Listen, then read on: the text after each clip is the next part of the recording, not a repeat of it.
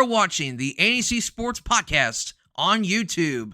The show starts right now. Welcome to episode 7 on the ANEC Sports Podcast. My name is Sam Frick, founder and editor at Around the Northeast Corner, covering 30 schools across Northeast Indiana and parts of Allen County, which includes the NECC, the NE8, and the ACAC. Well, we have made it through the first full week of September, which means we are a third of the way through the football season. We are halfway through the volleyball and soccer seasons, and we're about roughly 3/4 of the way through the golf season. And we're getting close to conference meets for cross country and whatnot. So, without further ado, let's not waste too much time and let's talk about the talk around the corner. Let's begin with golf because we're getting close to deciding our conference champions for girls golf. And as far as the NECC is concerned, I'm pretty sure Fremont is very close to clinching once again a conference championship for the Fremont Eagles. I know they have already defeated the Angola Hornets earlier this year. They've beaten some conference competitions in the lower rankings. I think they may have Fairfield left on their schedule, which they would be the one other contender in that conference. But besides that, Fremont is very close to winning another conference championship. As far as the NE8 is concerned, DeKalb has already clinched at least a share of the Northeast State, which means they are going to win their third consecutive conference championship. It's just going to matter of do they do it outright? And I believe they've beaten every other team that would be considered a threat to DeKalb, which are Leo, East Snowball, and Norwell. Whoever they have left, I think it might be Columbia City, maybe, that's left on their conference schedule. And after that, DeKalb very likely will clinch their third straight outright conference championship, which has never happened since they joined the NE8, and it would put them in exclusive company for golf championships in the history of not just the NE8, but also the NHC and the NEIAC. Again, looking at cross country, as I mentioned earlier, we do want to give our congrats to Ashley Myers of Prairie Heights and Memphis Martin of Lakeland, both finishing first place in the NECC's 7-way meets in the 5K run. Congratulations to those two. And also, congratulations to Noah Bontrager of Westview as he finished in first place at the Marion Invitational 5K run by 30 seconds, no less, with a school record of 14 minutes and 59.3 seconds. Gavin Good had a first place finish for Columbia City at the Manchester Invite. Columbia City was well represented on both the boys and girls. Xander Reitnauer of Lakewood Park finished second behind Gavin with a school record of 15 minutes and 55.2 seconds. According to athletic director Bobby Childs, that is the first time in Lakewood Park history that there's a time below 16 minutes. So that's very impressive for a school as small as Lakewood Park. Kenny Leach of Columbia City finished second on the girls' side at Manchester. Rowan Norris finished 8th at the Marion Invitational 5K run. Very, very good race down in Marion. And then Alice Friesen placed 3rd in the Manchester Invite. So well represented competitions for the NEA, and not to mention East Snowball had a good finish as well in this race.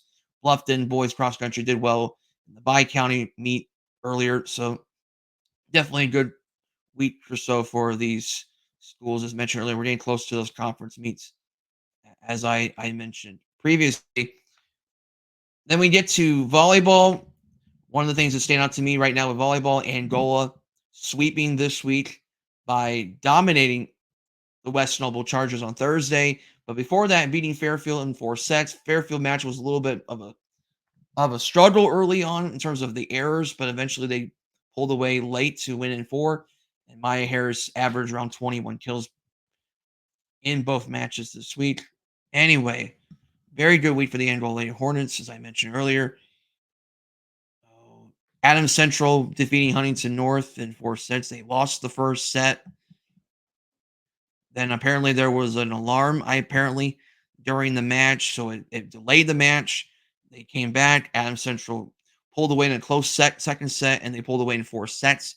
Adams Central, with their strong week, they now improved to 9-3 as we enter ACAC play. We'll talk more about that in a moment. South Adams continues their strong start, improving to 13-1 with a 4-set win over Norwell. Norwell won the first set. South Adams won the last three of those sets.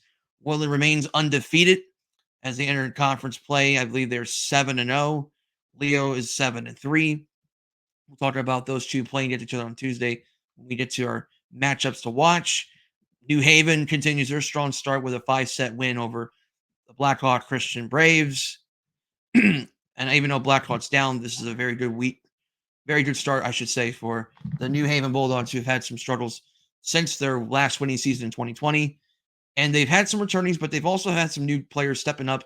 And one player by the name of ANEC has been just as strong, if not even stronger, than what her sister Katarina did at New Haven. So very promising for the New Haven Bulldogs. You look at girls soccer. First off, let's make sure we mention Westview. They are the team of the weekend around the Northeast corner. Completely steamrolled their two matchups that week by destroying West Noble 10-1 and beating state-ranked Bremen by the score of 6-0. Morgan Riesecker, who we talked to earlier about a few weeks ago, she had 5 goals against West Noble. Ended up with 7 altogether for the week because she scored an additional pair of goals against the Bremen Lions. And then Bree Corey had a clean sheet against the Lions as well. So Westview starting to find their groove as they start playing more of their competition in the coming days ahead. And conference tournament only a couple weeks away for the Northeast Corner Conference. Going to the Northeast 8, Belmont continues their strong start in Northeast State play. They also had a win over Concordia, 3-2. One of their players is nominated for Performer of the Week, and I believe it's Maggie Wilson of the Belmont Braves, as she had 2 goals, one coming late in the match to preserve the win over the Concordia Cadets. They also had a win over Columbia City. I believe there was a 2-0 score earlier in conference play. So, yes, Maggie Wilson is the one that's nominated for Performer of the Week for the Belmont Braves. So, good week for her. Lakewood Park had a good week as well. Ava Staker with hat trick against Lakeland, and they scored 13 goals altogether against Garrett. You have DeKalb with their start, and they're having a really good defensive shutdown right now. They have a streak of 5 consecutive clean sheets, to which Grace Williams has been nothing short of sensational in between the pipes for the DeKalb Barons. They shut out East Noble 2-0 on Tuesday, and then the next day, you had a 1-0 win for the DeKalb Barons, to which it needed to come down to the final moments of the game. Grace Williams had an 8-save clean sheet, and then it was Mara Keys who scored on a free kick to preserve the win for the DeKalb Barons at Snyder. So the DeKalb has looked really good, but Leo looks just as good as well. And before you know, we will get to talk about the DeKalb and Leo, and that will be a huge matchup to decide the Northeast State. And then you look at boys soccer, really good week for the West Noble Chargers.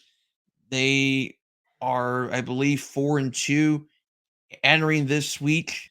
Had a nice win against West Noble, 5-0, to which Eric Gutierrez had 2 goals and 5 points in the win against the Lakers. By the way, Eric Gutierrez is nominated for Performer of the Week win, possibly, to which he also had a hat trick.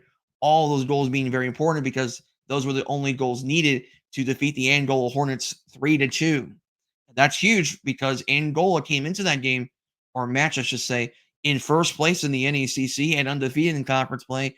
West Noble wins that match, and all of a sudden, West Noble, the cards are in West Noble's favor right now, and it may come down to that final week of conference play where they may have to play Westview for that conference championship. And that Westview matchup still looks very interesting, even though Westview not looking so Westview so far, 3-3 start, but you got to think Westview is very much in the midst still. So it's still very possible we could still see a share of that conference championship. So nothing's guaranteed yet for the NECC for boys soccer.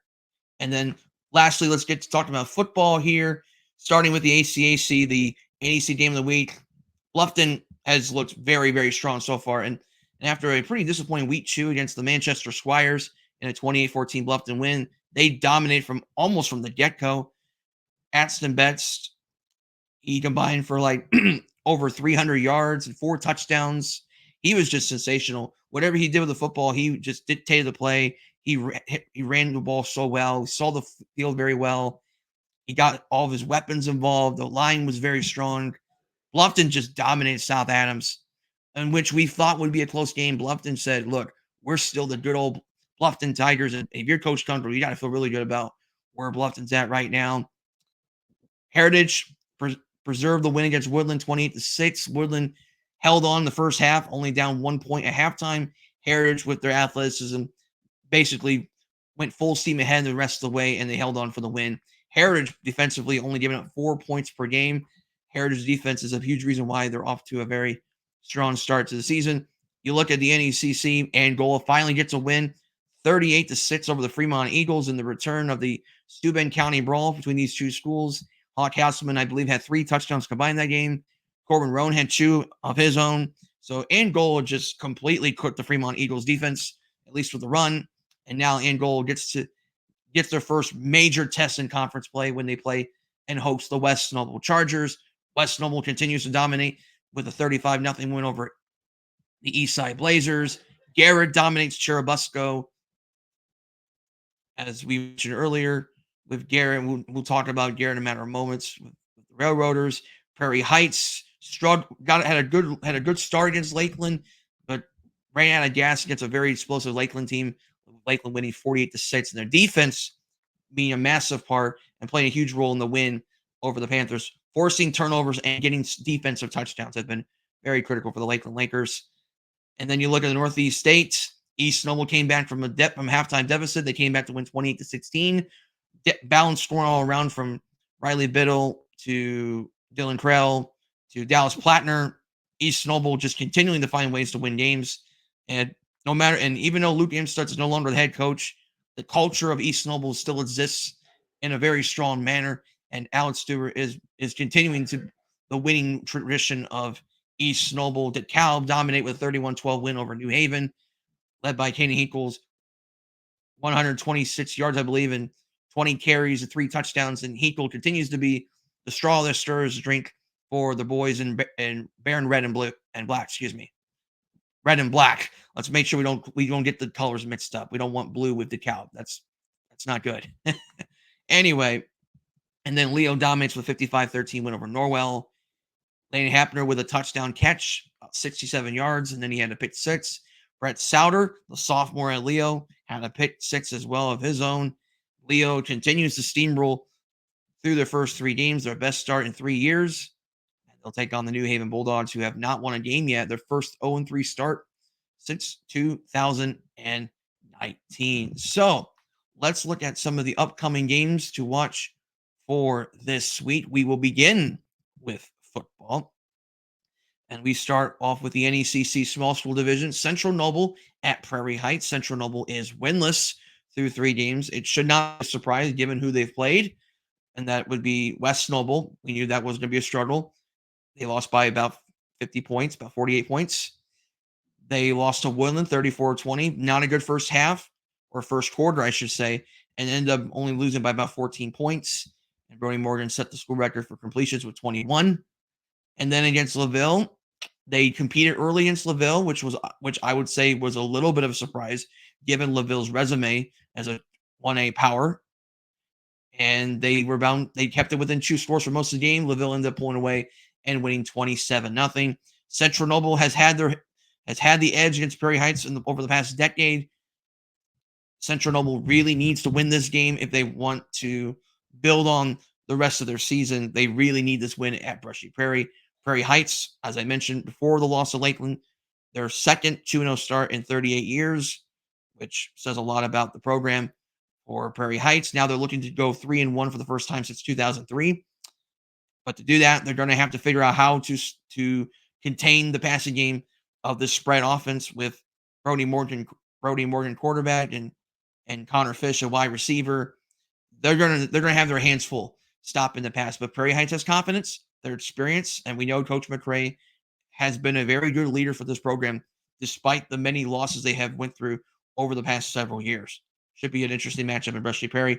Cherubusco and Eastside, two programs are struggling to get some wins so far. Busco hasn't even won a game yet, and have only scored one touchdown all season. That came against Lakeland. I believe that was early in the game, and they were pretty much right in that game early on against the Lakers, just like last year. But unfortunately, they just could not find the end zone against a really talented Lakers team, and Lakeland's defense made them pay in the end. As for Eastside, kind of a rough first half against Woodland, as we mentioned, down 8-0 halftime. They come back to win 25-11, and Eastside was able to outwork the Woodland Warriors the second half, and eventually Woodland just ran out of gas. Eastside pulled away in the end.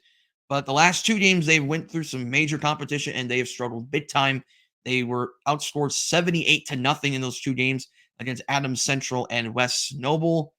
Competition certainly going to favor Eastside this week against a rebuilding Cherubusco program, but this is not a matchup to take lightly. Busco does have some talent. They do play extremely hard, and you got Angelo Inuselli, who is a very talented running back as a senior. They do have some capable players at Busco, so Eastside has to play a much better game than they've had lately. And I know Brantley is stressing a very good start for this Eastside defense and this Eastside offensive line. If they can get a good first quarter and get and settle and establish what they want to do on the both sides of the field, I think Eastside has a good chance to win the game. But if this is a 1 or 2 score game in the third or fourth quarter, Cherubusco can hang around, and Coach Say has a history of winning football games. Definitely not. Eastside should definitely not take Eastside lightly. And then DeKalb and East Noble shifting over to the NEA. Both teams come in 1-0 in conference play. Both teams come in 2-1 overall. As we mentioned earlier, DeKalb and East Noble both had to battle early and eventually pulled away, especially for East Noble, to which they trailed for about through the halfway mark of the game. They came back through their perseverance and their East Noble Knights culture, their attitude, their resilience. They were able to pull away 28-16 over Huntington North, including forcing, I believe, 4 Huntington North turnovers. So getting Tony Decker off his game, stopping the run, which has been critical for East Noble. I think Huntington only had 55 yards rushing in that game. So East Noble defense proving to be a huge part of their championship level of success for the Knights. That's going to have to continue to get to the Gallup team that can score points. Kenny Hinkle averages roughly 7 yards per carry. He's a very talented running back. They got to be able to stop the run. They got to be able to outperform DeKalb up front, which is not easy to do because DeKalb does have talent. And Will Weber is a very smart quarterback. And I think that's a pretty fair statement because of just how much football knowledge he has and the way he can help others succeed. They're going to have to frustrate Will Weber, and it's going to be difficult to do that against this line. And also for the East Noble, they're going to have to take care of the football. They're going to have to be sharper at the start of games. It hasn't really been there consistently so far for East Noble, but remember, this is the first year under a new head coach, so there are some things they got to iron out on the offensive side of the ball, but seems like they're slowly getting better. But for East Noble, you got to make sure you can win up front. You got to win the battles up front. You got to take care of the football, and you got to be able to frustrate Will Weber somehow. And if you can contain Hinkle, get Weber off his game a little bit, maybe force a turnover, East Noble can win this game for sure. East Noble has dominated DeKalb. They have not lost to DeKalb since 2007. In fact, DeKalb has not won a game at East Noble since 1998. Right? I was only 1 year old since the last time DeKalb won at East Noble. So it has been a house of horrors for the DeKalb Barons. They got to prove that they belong with the competition of East Noble, and they got to prove that they can play 4 quarters with East Noble. They have not shown that whatsoever since the ANEC was formed in 2018. DeKalb has to prove that this week. So there's some pressure for DeKalb to show what they can do. And then the NEA game of the week, Huntington North at Columbia City. Huntington North, great first 2 weeks for them by their standards. Good start against East Noble. Struggled in the second half. Those turnovers have been kind of a hiccup for Huntington North. First week almost costed them a little bit. Last week, it definitely was a big reason why they lost that game against East Noble. The run wasn't there, but also the turnovers were the issue. That's gotta be better against Columbia City because this hurry up Columbia City offense can score in a hurry. They like to run that flex bone offense, but they do so in a quick manner. They are fast with the football. And so if Huntington North wants to compete with Columbia City, They have got to clean up the turnovers. They got to execute better. And this will be a huge test to see whether or not Huntington North belongs with the competition of the Northeast State. It was a good first 2 weeks, and we credit Huntington North's start. But can this offense be able to score at the level they're capable of? And can the defense make enough plays to prevent Columbia City from being able to utilize Stratton Fuller, to slow down the run, and really get Columbia City to make self-inflicted mistakes somehow? But Huntington North's got to win the battles up front. They got to be better defensively. And then the NECC and the NEC game of the week, I will speak with Coach Chris DePew in our interview. And Chris and I talked briefly about that game against Lakeland and how difficult it is to face a team like Lakeland that not only can throw the football, but they can spread it as well. They got weapons everywhere. They're still a young team, still a lot of juniors on this team. So they're still very, very talented and experienced, but also still has a year under their belt that they still have to play. Now, Garrett was the underdog last year. They played a nice game of methodical football on the road, keeping the ball out of their hands, having strong drives, be able to get first downs. But Garrett's going to have to continue some of the things they're doing and be able to keep Lakeland from being able to take that to make preventing Lakeland from being able to beat them through the deep ball and their explosive speed. They got to be able to contain their athletes. And I think Garrett's shown they can do that the way they've played against Adams Central and DeKalb, but they're going to have to continue that against Lakeland because this Lakeland team can score points in a hurry. Leo New Haven, like I said, Leo off to the best starts 2021. That team was a state-ranked team. That team probably should have went far in the state tournament, and they were upset by Northridge in the sectional championship game. Anyway, Leo coming off a semi-state run last year, looking to build off this year, and so far they have done so. Now you're going to New Haven at John Young Stadium against the New Haven Bulldogs, who, let's be fair, they're struggling to win games. They've come close quite a few times, but they're just unable to get that first win under Van Sheer. New Haven, for the first time, struggled to score at all against DeKalb's defense. It's not going to get any easier against Leo. So New Haven looking to stay out of their first 0-4 start since 2019, but that matchup seems to indicate they're in serious danger of going 0-4 if New Haven doesn't get things turned around fast. And then you got two winless teams from Norwell and Belmont. Someone's going to win this game. Will Norwell finally get a win? Norwell finally got some points on the board, but their defense has struggled, and this is a very young team. Belmont is coming into this week having not won a game in 1,066 days. They have not won since October 8th, 2021. Belmont is on a – sorry, I mean the Belmont Braves. Belmont has not won a game since October 8th, 2021 against DeKalb. Belmont has lost 25 straight games after losing 26 previously. So they've lost 51 of their last 52 games. Belmont is in serious jeopardy of going through another winless season if they don't beat Norwell this year. So there's a lot of work to do for these two programs. South Adams looks to get that Bluffton game out of the rear view mirror after the 33-7 thrashing by the Bluffton Tigers. They've got to be better. Let's just put it blank. They were not South Adams last week. They got to get back to being hard-nosed South Adams football against Heritage, and that's a very tough task because Heritage is very good. Eli Taduros is a great quarterback.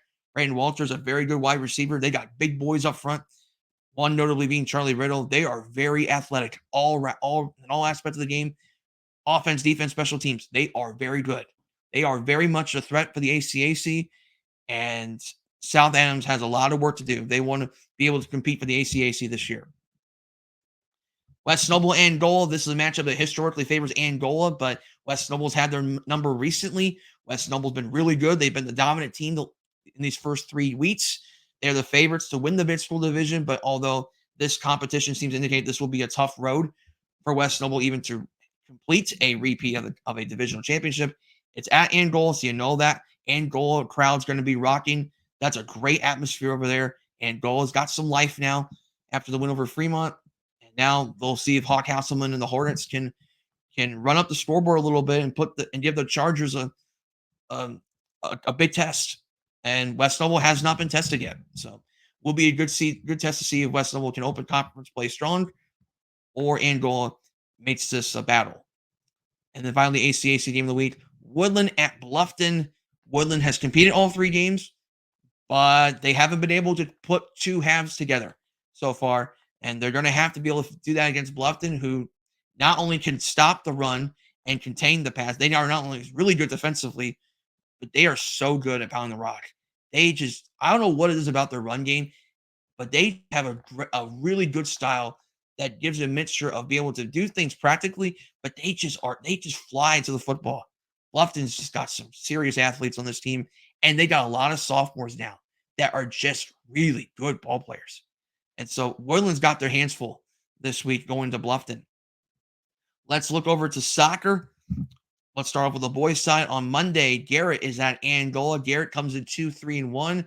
They had a rough week last week. They were shut out by Westview 5-0, and then they got their butts kicked by DeKalb 7-1. Garrett got a good taste of humble pie against 2 really good teams. And I think they're going to learn from those 2 games as they look to put their pedal to the metal against Angola, who had a really, really unexpected loss to West Noble. Very tough loss for the Hornets. They got to look to regroup and move forward as they look to keep their hopes alive in the conference play. The Calves at Columbia City on Tuesday. The Calv has looked really good the past couple weeks, including that win over the Garrett Railroaders. They've had some really good wins to start conference play, including the win over East Noble. I believe that was 2-0 as well. They also had they've had some really good wins. They had that really good win against New Haven, 5-3, which New Haven has proven to be a pest in conference play. And so, good way to see where the Cal stands with a team like Columbia City that's going to play tight defense, and they're going to be physical, and they're going to want to keep this low scoring. I think this is going to be an interesting matchup. Also on Tuesday, Heritage and Jay County. This very much could be will be a critical matchup for the ACAC championship. Heritage comes in 2-2-1. They had a tough loss to Concordia. Jay County has not lost yet. They're 5-0. And Levi Molenkamp is averaging a hat trick over the past few games, it seems, for the Jay County Patriots.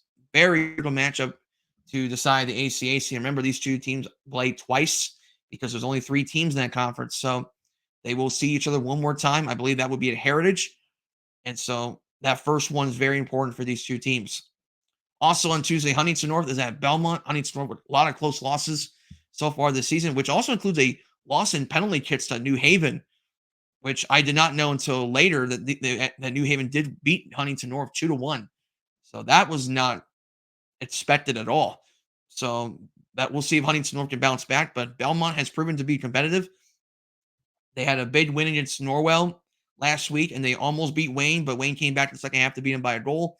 Belmont has proven to be a pest and proven to be a worthy opponent for the Northeast State. Leo at East Noble is also on Tuesday. Leo comes in 3-1-2. East Noble comes in 5-3-1.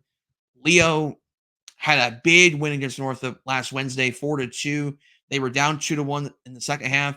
Elijah Lorink and Brooks Opliger scored 2 goals each to lead Leo to victory lane. East Noble looking to snap out of a couple of tough losses to DeKalb and Westview. East Noble still looking decent, but looking to ride the ship and get out of that losing streak against a worthy opponent in Leo.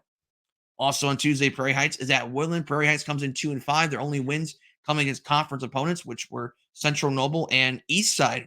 Eastside just recently brought back their varsity soccer program after a short time of hiatus because of numbers. Woodland is winless at 0-4-1, but they've been close a few times. This is a big opportunity for Woodland to finally get that first win of the year. And then Wednesday, Carroll is at Leo. Another high quality competition between 2 Allen County schools. Carroll is 6-1-1. This is again just usually in Carroll fashion. They got the athletes, they got the talent, and Leo's going to be tested over at Lions Field.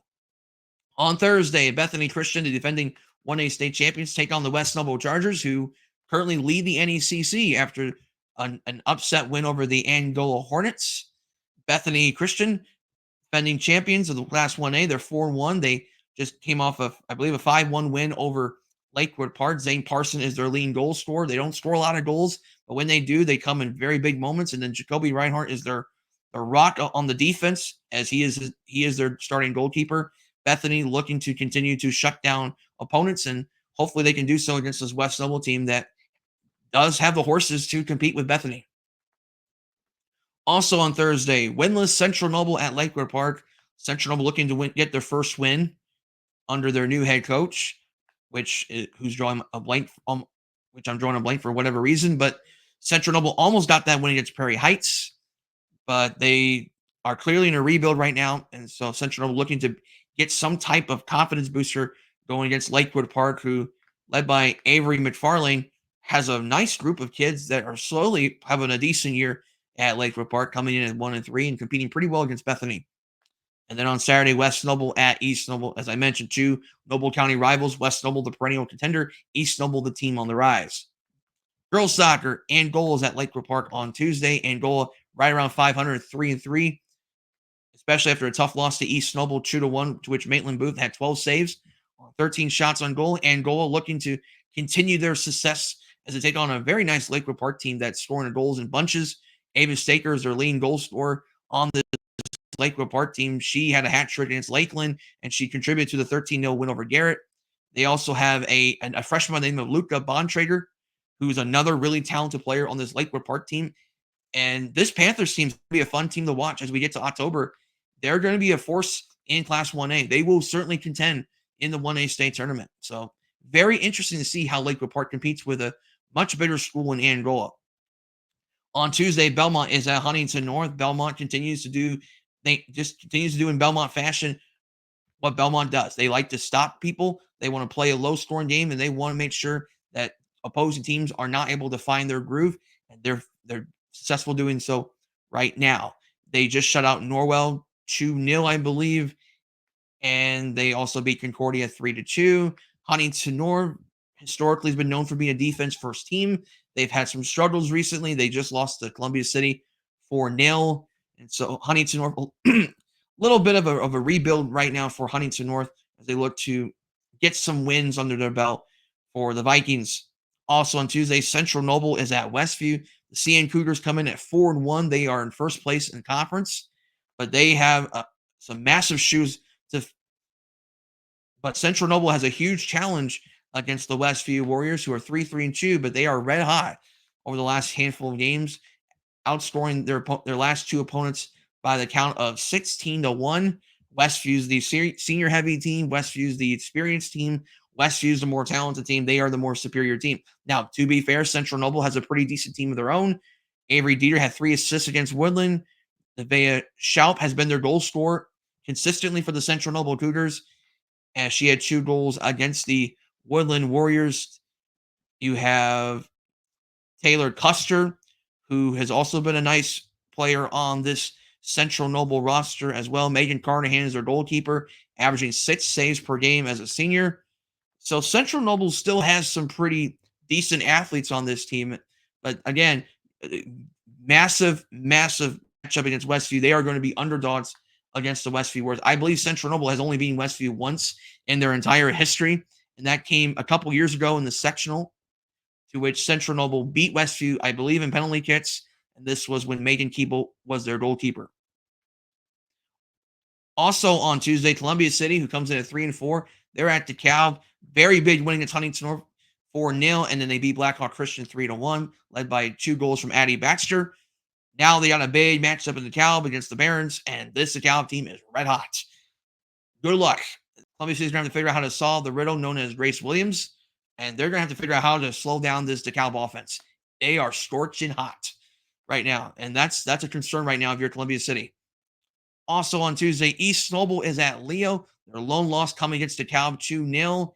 Can the East Noble Knights get that signature win against a quality team like Leo? That's a huge question mark right now. And certainly going to be a challenge against a Leo team that's been to state the past 2 years.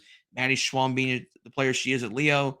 This is going to be a tough matchup for the East Noble Knights, but certainly one that's going to help them prepare for the state tournament. Jumping ahead to Thursday, DeKalb is at Carroll.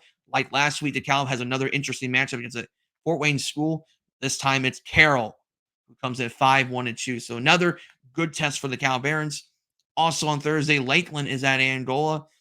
Nice rivalry game in Angola. 2 teams hovering around 500. Lakeland started off pretty good, but they are on a little bit of a losing skid lately. They need this win against Angola. Angola needs this win to stay alive in conference play, especially the fact that they almost lost to West Noble in a 7-5 Angola win. They got to make sure they can keep up with Westview, and Central Noble. Speaking of Westview, they host Northridge on Thursday. Northridge comes in 5-1-1. Nice rivalry game between these two schools. Northridge, a powerhouse in their respective class, and especially representing the NLC. Another battle-tested matchup for the Westview Warriors as they look to stay primed and ready for a hopeful deep playoff run in Class 1A. And then on Saturday, Central Noble and East Noble, two 4-1 teams playing in Kendallville. Can the East Noble Knights get a win against the Central Noble Cougars? Can Central Noble solve this East Noble defense? It's going to be a very interesting matchup in Kendallville. And then Leo goes out of the area on Saturday at 11:30 a.m. and they're going to play the Fishers Tigers on Saturday. So an out-of-area matchup against a really good program in Fishers. And then finally, we get to volleyball. On Tuesday, Adams Central is at Heritage as ACAC play gets underway. Adams Central is 9-3. They're on a roll right now. They're going to be taking on a Heritage team that has a history of success in the ACAC. They've had AC's number in the past. I believe the Jets beat Heritage last year in the conference tournament on their way to win their first conference tournament championship in about, what was it, 6 years, I believe, just off the top of my head. Jets look to have a good start in conference play in Monroeville. On Tuesday, Homestead is at Belmont. Both teams coming with 10 wins. Homestead's only 10-2, but I'm saying it sarcastically. They're only 10-2. They're still a really good program. And Belmont is only 10-4. They're still really good as well. But Belmont's lone losses have come against out-of-area competition. They played a lot of tournament matches, and they had that one. And then that one loss against Bishop Dwayne stands out like a sore thumb. That's a game that Belmont could have won for sure, and they just couldn't get it done. But this is a really good matchup down in the TP in Decatur between the Spartans and Braves, two former rivals in the Northeast Hoosier Conference. Also on Tuesday, Huntington North is at Snyder. Vikings come in at age 7. They swept the Northside Invitational, so they won that tournament. And the Snyder comes in 6-4. I believe they were undefeated to start the season. They're on a bit of a skid lately, so Snyder has some motivation to get out of their slump. Huntington North, Snyder very much could be a 4 or 5 set thriller on Tuesday night. Jay County is at Bluffton. Again, starting ACAC play. Jay County comes in around 500. They had a tough matchup against Wapahani last week. And so Jay County looks to get a win under their belt in conference play. Bluffton's had a lot of close losses to start the year. They beat Marion last week and then were swept by Manchester, a really good Manchester team that has won 11 games, or matches, I should say. Bluffton looks to get that first win under their belt in conference play as well. West Noble is at Lakeland, a big matchup in the NECC. West Noble started off 8-1, I believe. They have lost their last 2 matches, coming in the hands of Northridge and Angola via sweeps. West Noble definitely needs a win against the Lakers to stay alive in the NECC race. This Lakeland team is playing some good volleyball as of late. They started off losing their first 2 matches. They have won 5 of their last 7 matches, which includes a sweep of Garrett and a reverse sweep of Westview, a 5-set thriller. Abriana Satterfield, who was named one of the 3 stars of the week and is nominated for Performer of the Week, she's been averaging nearly a triple-double per match in the last 2 games, or matches, I should say. And so Satterfield, only a sophomore. Lakeland's got a lot of sophomores and juniors. And so this could be a fun matchup up in LaGrange. And now for the NEC match of the week on Tuesday, Woodland undefeated on the season at Leo. 2 East Allen County rivals, 2 former rivals from the ACAC, but now Leo's in the NE8. A really, honest truth, it's an excellent matchup to prepare for conference play for these 2 schools. And Woodland looks to keep their undefeated streak alive, but that's a huge test ahead of them when they take on the Leo Lions. On Wednesday, Concordia is at Angola. This Concordia team's 4-7, but they did beat the Leo Lions in a 4-setter, and they competed with Belmont a few weeks earlier in a 4-set Belmont win. So Concordia is a team not to be taken lightly at all. Concordia plays a lot of good competition, but that's a big matchup up in Angola against the Hornets, who are 6-1. They're flying high right now. The confidence through the roof right now for the Hornets after beating Fairfield and West Noble. But I think Angle would like to get this win against Concordia, considering the fact they let the Bishop winner match get away from them in the first week of the season. Obviously, win against Concordia would be huge for the Angola Hornets, as to which they are rivals in their sectional. Also, going into Thursday, Adams Central is at New Haven. Again, Adams Central 9-3 on the season, looking to have another strong season here in 2024. But here comes this New Haven team flying under the radar, and they're 9-4 on the season. They've had some massive wins to start off the season. They almost beat Woodland in a 5-set thriller. They beat Bishop Lures. They beat Blackhawk Christian. They're hanging around. And granted, New Haven hasn't played the strongest of competition overall, but New Haven has certainly competed in many games this year. And so New Haven's a team not to be taken lightly, as this match will take place at Armstrong Arena in New Haven. On Thursday, another possible match of the week, Fremont 9-3, Churubusco is 5-5. These two teams met in last year's sectional final where the Busco Eagles were victorious in that sectional championship to repeat as sectional champions. Fremont still seeking their first ever postseason championship, but this is a preview of a potential match. This is a preview of a possible rematch in the conference tournament, I should say, because Fremont is no longer a 2A school. They're actually 1A. But Churubusco still hanging around 500 at 5-5. They had a tough 4-set loss to Columbia City. So big matchup between the Battle of the Eagles. I can guarantee you the Eagles are going to win the match. It's just going to matter of which Eagle it is, Fremont or Churubusco. And then also on Thursday, Leo is at Heritage, another East Allen County rivalry game in Monroeville, as Leo looks to get things ready for the Northeast 8. That, folks, is the talk around the corner. And now I will get to my interview with the head football coach of the 3-0 Garrett Railroaders, Chris DePew.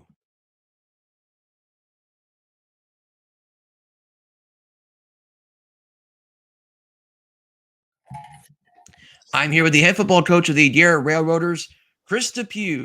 Chris, how are things going for you, and how are things for your team so far? Well, it's going pretty well so far. We're 1/3 of the way now through the regular season, and happy with things as they are and have been so far. Obviously, a long way to go, though. Yeah, that is for sure. Still 6 more weeks of football in the regular season to go. Coach, before we get to talking about this year, last season, up and down season, but you finished the year strong that year, especially beating Heritage in sectional play. How much did your team learn from that last year to help you get ready for what this season could bring? Yeah, great question. That is really how it went. We had some struggles early on. We had a group full of sophomores and juniors that were still getting adjusted to varsity football.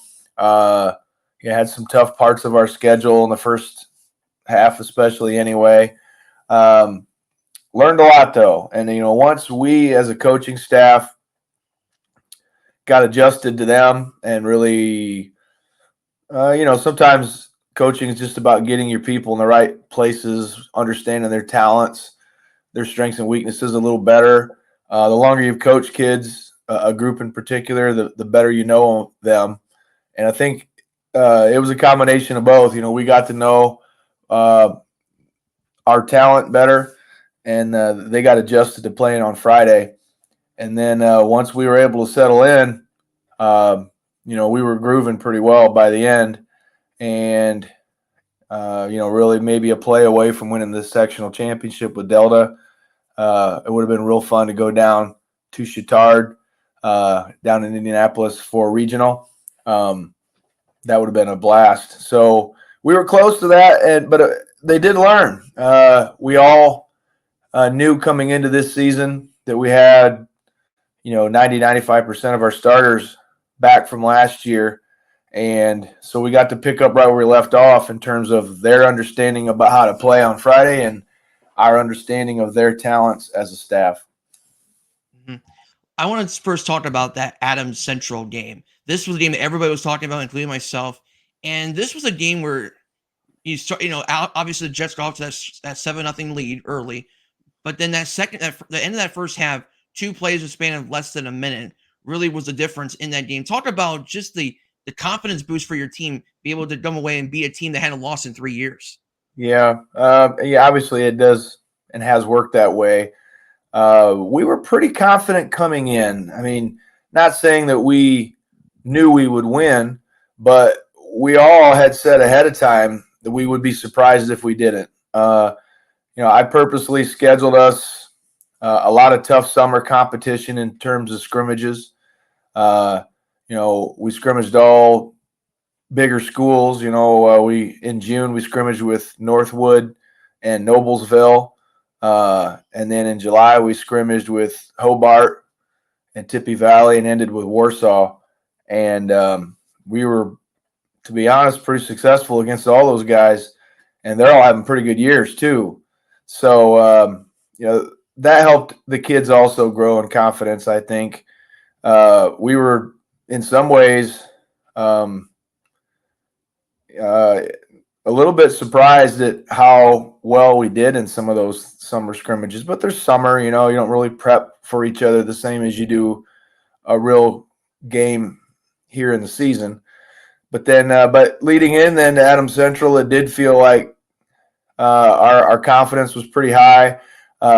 We had said ahead of time, their kids have a lot of playing experience. They've won a lot of games, but most of their kids' experience, even on Fridays, came in mop-up times, whereas our kids had played and started in big games and had to come through in big moments themselves. And I think that did make a difference. And they've obviously adjusted pretty quickly because they've been rolling ever since that game themselves down there at Adams Central, which I don't think anybody's surprised by. And then the second quarter, especially the end of it, was a flurry of points on our part, which really changed halftime, really helped us in terms of momentum carrying into the second half. And even for me as a play caller, our defense was playing really well. With the 2-score lead, the majority of the second half, I got to call a more conservative game and play more carefully than maybe we would have, or we were a closer game. Yeah, especially with your quarterback, Colter Hefty. He was not 100% that game, so that was very interesting about how the way in which that those two plays played out for your quarterback and for the team. Oh, yeah, the few-minute stretch where he threw up everywhere, and we sent him into the locker room to get ready for halftime. However, recovered a fumble on the kick return, and then he came running back out. He heard the crowd and knew we had the ball back and ran straight to the field, got a play from me, and executed it perfectly for another touchdown. So, that's the kind of stories that stick in the lore of football programs for years. Yeah, that's one way to make a memory. That's for sure. And then let's talk about the Cal. It's been a couple weeks since that DeKalb game. Your team got off to such an incredible start in the first quarter and a half, right? 20-0 lead. Calder Hefty had a great had a great connection with Parker Skelly, and then Hefty had a 80+ yard run, right? You're rolling early in that game. Then that lightning delay happens. Yeah. Kind of kills off the momentum of that game a little bit. DeKalb makes a comeback, you force overtime, and then the final play of the game, your quarterback makes a huge play on 4th and goal to win the game on a QB run. Talk about the craziness of that game to be able to come away with a big win, especially a win that puts you as the winningest coach in Garrett history. Well, it was in a lot of ways 2 different games, but honestly, everybody thought that the lightning delay had a lot to do with the change. I really don't think so, because maybe others don't remember, but when we came back from the lightning delay, we made them go 3 and out right away, and we were about to get the ball back on their end of the field, but we roughed the punter, and that gave them new life. After that, they found they were able to loosen up their play calling, not being backed up so far. They found a couple things that worked better and put a scoring drive together, and I think that changed the momentum really.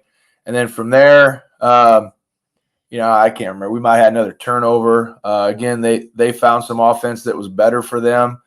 I could talk about officiating, but it seemed like it's, every fourth down stop we had, there was a penalty on our defense. And so, it went that way. It's just how it goes sometimes. But, then we got to, I didn't call a very good game in the fourth quarter at all. I think we had a couple chances to score that could have maybe kept it from going to overtime. But, we just didn't execute a couple things and got in weird spots, weird field positions. And like I said, I don't think I called the game I would have preferred then. But overtime, they started with the ball, which, everybody that in high school or college overtime, I think everybody wants to play defense second because both teams get a chance, obviously. I would have preferred they missed their field goal, but when I knew they were attempting the field goal, that was fine if they did make it, because I know it's touchdown or broke for us either way. So, then we just had to make sure we didn't have negative plays. That was what hurt them in their overtime session, is they had a negative play or two, and that really changes things. It makes it a lot tougher in overtimes in high school especially. So, we made sure we were pretty conservative. We ran stuff that is our bread and butter. Kind of all four of those plays we ran in overtime were kind of our best plays with behind our best players. And, fourth down, I mean, it was not even a conversation about whether we were going for it or not, to be honest, because, if we do kick a field goal, okay, the best case scenario is you have a high school team on the far right hash make a field goal. The best case scenario is you play another overtime. I mean, that didn't feel like a great victory. So, we're on the one, inside the one. We're definitely playing football from there. And then Calder did a great job muscling it in himself to get the win. It was perfectly designed, with Rubel kind of being treated as like the decoy in the case, and then Hefty rolls right to win that game. Just a tremendous play to end what was an incredible win for your team. Talk about the seniors of this team. This group of seniors has went through a lot of struggles early, but they have grown up as the years went along, with Calder, Hefty, and Skelly, and Cam Rubel, and Wells. I can go on and on, but just talk about the senior class as a whole, what they represent, that blue-collar nature of Garrett football. They are that. I mean, if ever a senior class really represented who we are and how we try to do things, I think these guys have done it. An example of that is we didn't go to media day in July. It was the afternoon. Most of our kids are working jobs. Most of those seniors and, our juniors and seniors they work jobs. They want to, have to sometimes. And, just at least half our kids couldn't go. So we just said, we're not going. But that's how they are. They know how to work. They love football. And, we have 9 guys who are our seniors who have a lot of experience playing. We took our lumps with those guys as sophomores, starters, and, even a little freshman experience, to be honest. Aiden Hunt, it's like he's a senior, but he's only a junior for us. But he's been a starter and an all-conference player since 9th grade. And so, in some ways, he's kind of a default other senior or 10th senior in some ways because of that. But they're just tough. They love football. They mostly like practice, but they really love playing. If they had it their way, we would just play a game every day and they would be happy. But they're a fantastic group of guys. We've grown pretty tight, and I love them. I really do. You can definitely see that. That's for sure, the cohesiveness with this group and that blue collar nature that I always like to talk about with Garrett football. I want to preview the game against Lakeland. That's your upcoming game. You're 3-0. Their first 3-0 start since 2016. Tremendous memories with that team, with Burns and Purdy and whatnot, and I can go on with that team, but that's here and there. Talking about the game against Lakeland, last year you came in as the underdogs in Lakeland. You won this game in quote-unquote upset fashion. We know that's just the way you guys usually are. You just play Garrett football, right? But now you're hosting this game against Lakeland. Lakeland's also 3-0 in the season. When you look at the film with Lakeland and what you've seen in the past, what are some things that stand out to you? Obviously, they got that lethal passing attack, but what are other things you see with Lakeland so far? Well, they really the passing attack is high-powered for sure, but really they're about 50-50 run pass with their offense, and effective. They they formationally put you in some weird, tough situations. They have uh, three really good receivers and a tight end that are all athletic. They have some height. Their running back is a pretty hard runner. They throw to him as well.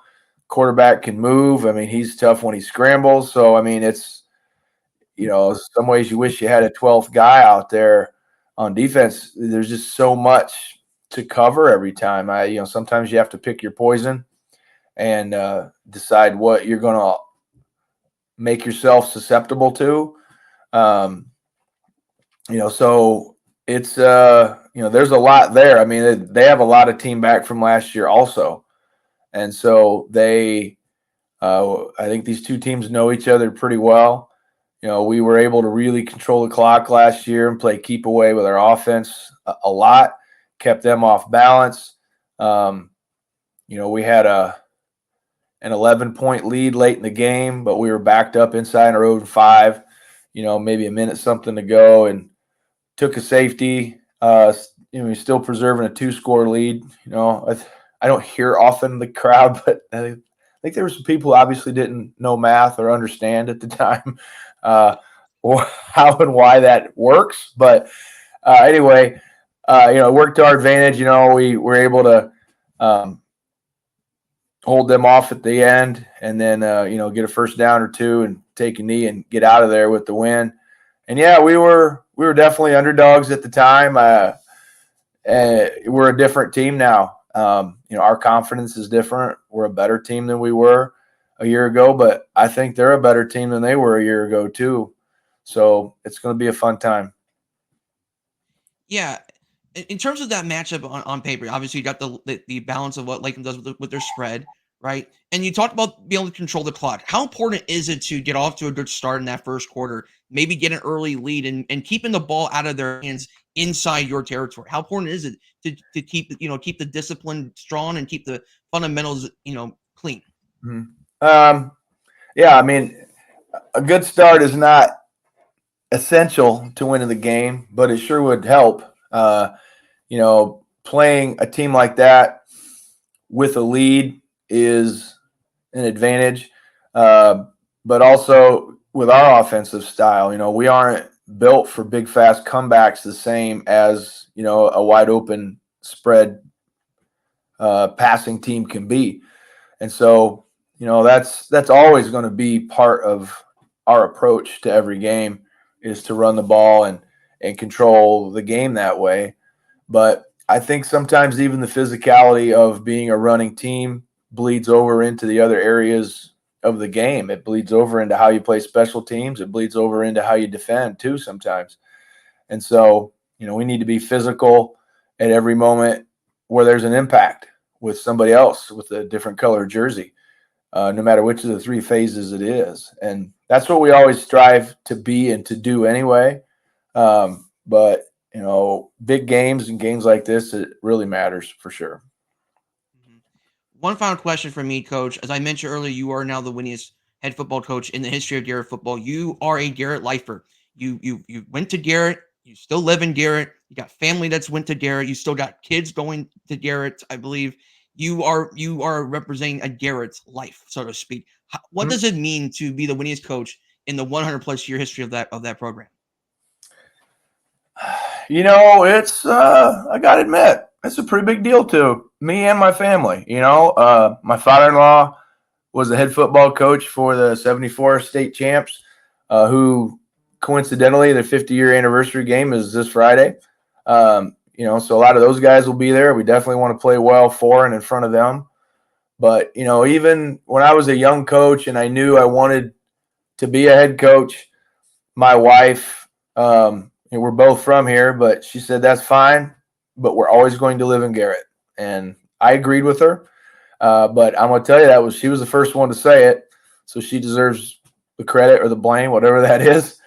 But, the truth is, even all my time when I worked at East Noble, I was there for 18 years and head coach for 11. We still lived right here. We lived in this neighborhood. We built a house down the street from where we lived before. So I mean, we've always been right here. My wife teaches there. My daughters have all come through here, and like you said, one of them still is. So I appreciate that you seem to know me so well, Sam. It's kind of flattering. You do a good job, man. I mean, you pay attention. You're professional at what you're doing, bud. So it is. We are lifers. That's the truth. And kids come back even to teach here and coach, and so we love our town. And so when it's going well, it's as good as it can be. When we've struggled the last few years, and so it's a lot more fun to go to the grocery store now or talk after church. There's a lot more smiles and pleasant conversations, and I think I've had some sneers in the last few years that aren't comfortable. It's not easy to struggle when you live where you work, and your work is woven into the fabric of your daily life, like it is when you coach. And my kids have laughed so many times. Like, I won't watch the TV show Friday Night Lights. I've tried, and it is way, way too close to real. And I get enough drama in the real life part of that in that way. My girls have all watched that, and they laugh and laugh and laugh at their dad. It is so much like that, and for the good and the bad, it is. But that's the life we chose, and we're sticking to it. Yeah, that is for sure. So this is Chris DePew, the head football coach of the Garrett Railroaders. He's also the athletic director at Garrett, and always a busy time for Chris as a job in his football duties as well as duties in the athletics department. Coach, any final thoughts before we let you go? No, I think we covered it. I appreciate you, man. I've only seen what you do from a distance, really, and having a chance to talk to you here. You are very well informed, man, and I appreciate your approach and how you've handled everything in your profession so far. So good job, bud. All right, Coach. Good luck to you and your team as you prepare for the Lakeland Lakers on Friday. Thank you. Big thanks to head football coach Chris DePew of the Garrett Railroaders. He's also the athletic director at Garrett, so he's a busy man as always. I want to thank him for being able to come on and talk about his team, a team that's certainly captured a lot of attention, not only in this area, but also throughout the entire state of Indiana, especially when you beat a team like Adams Central. You're going to get a lot of attention statewide, considering the resume of the Adams Central Flying Jets. Garrett looking to go 4-0 on the season, something that hasn't been done at Garrett since 2016, to which that was a special team in its own right for Chris DePew's Garrett Railroaders. Well, that is going to do it for episode 7 of the ANEC Sports Podcast. Tune in to next week when I will likely talk about DeKalb and Southern Wells and Fremont Golf winning a conference championship, barring some miraculous collapse in those instances. We'll talk about that. We'll talk about what's coming up as we get closer and closer to conference play for volleyball, as we talk about the first conference matchups of the season for the NECC's divisional play, as well as starting the week 2 of conference play for the ACAC and the NECC. So, my name is Sam Frick. Have a great rest of your evening. Thank you for watching the ANEC Sports Podcast. Please like this video and like the page ANEC Sports on YouTube. Let people know that the ANEC Sports is on YouTube. Also like our Facebook page at Around the Northeast Corner, and follow either Around the Northeast Corner and Sam Frick on Twitter/X. We're also on Instagram as well. Just look for ANEC Sports or Around the Northeast Corner and you will find us there. You can also follow the man himself, Sam Frick, the founder and editor at Around the Northeast Corner, for other additional content. This has been an Around the Northeast Corner presentation.